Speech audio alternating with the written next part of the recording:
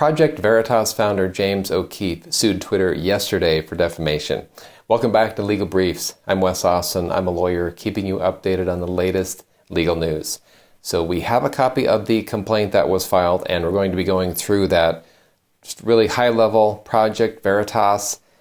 Recently they published a video, like an undercover video, showing a discussion with an alleged CNN staffer, and they were discussing how their overt bias and political views were influencing what CNN does. So anyway, after that video was published, Twitter banned James O'Keefe, and they told people that he was banned because he was operating fake accounts. So anyway, that's at a super high level. Now we're going to dig into the complaint.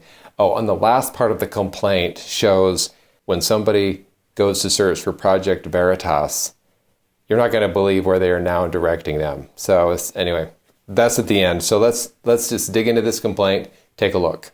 So you can see that this was filed in the Supreme Court of the State of New York, County of Westchester, James O'Keefe v. Twitter. The complaint: this defamation action arises from Twitter's false and defamatory April 15th, 2021 statement concerning Twitter's decision to ban plaintiff James O'Keefe, an investigative journalist, followed by over 926,000 Twitter users as of the time he was banned.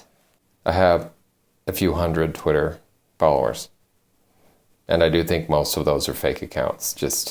Twitter's false and defamatory claim was that it removed Mr. O'Keefe because he operated fake accounts, as reported by journalists exemplified in Figure 1 below.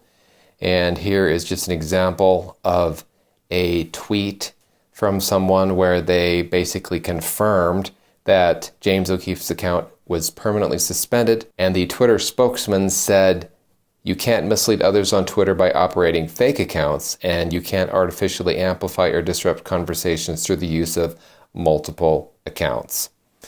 Okay, now we're going to skip down and go right to the event that caused this to happen, this most recent undercover video that allegedly was with the CNN staffer.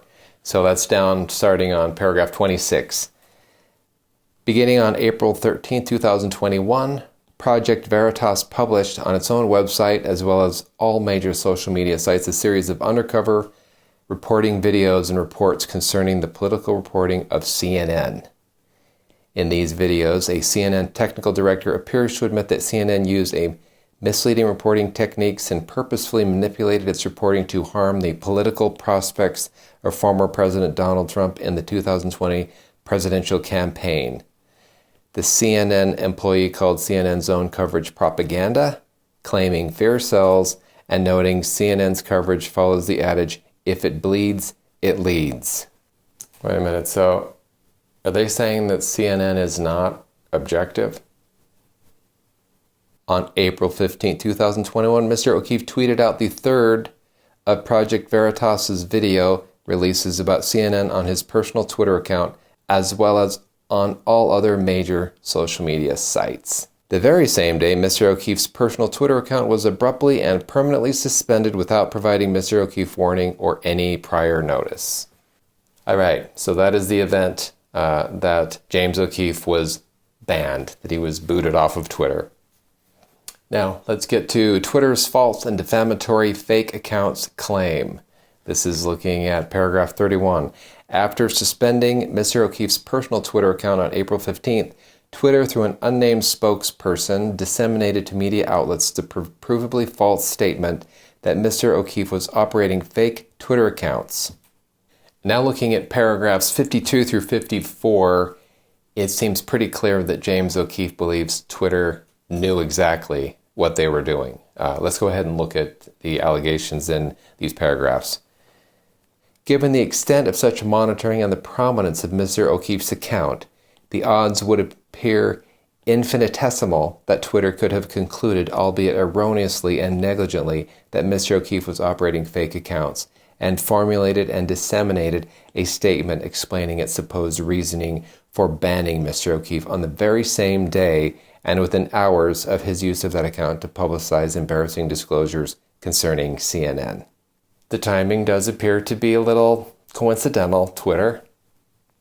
In fact, Twitter necessarily knew that its claim that Mr. O'Keefe operated fake accounts was false or had information before it which would have caused a reasonable person to harbor doubts as to the truthfulness of the allegation that Mr. O'Keefe maintained fake accounts when it made these claims on April 15th, 2021. Okay, so far, none of that seems very cool, Twitter. Okay, it seems, hey, come on.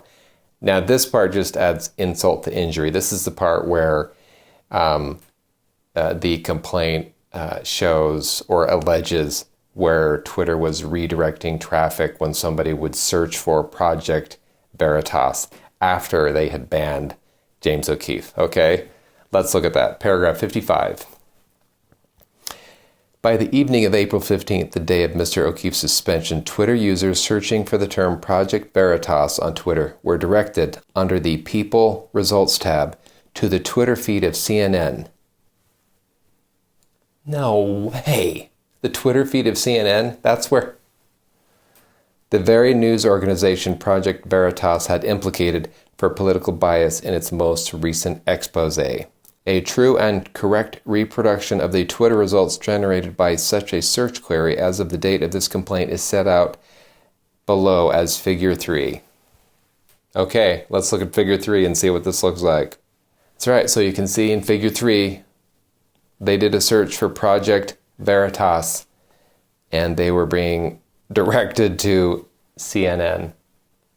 Oh, come on, that's just... And there was just one claim for relief for defamation. So that was a quick walkthrough of the complaint that was filed against Twitter. I will try to keep you posted. Thanks for watching. We'll see you next time.